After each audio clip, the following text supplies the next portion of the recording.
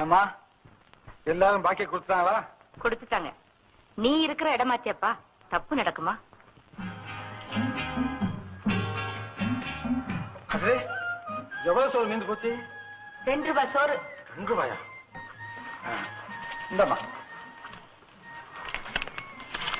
அடே தம்பி, இந்த நம்ம வேலை பண்ண உடம்பு சரியில்லையா, 4 நாளா வண்டி ஓட்டல, இந்த சாதத்தை கொண்டு போய் அவங்க வீட்டுல கொடுத்து. சரி. அப்போ நீ சாப்பிடலையா? மத்தவங்க வயிறு நிறைஞ்சா இவரு நெஞ்சு நிறைஞ்சு போயிடும். இது வழக்கம் தானே.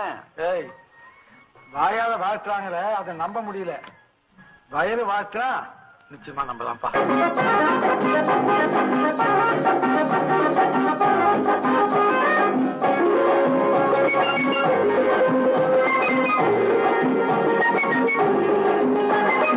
அருமையிலும் அருமையாக பிறவி கிடைக்குது, அதில் கருணை உள்ள மனிதரைத்தான் பெருமை அணைக்குது.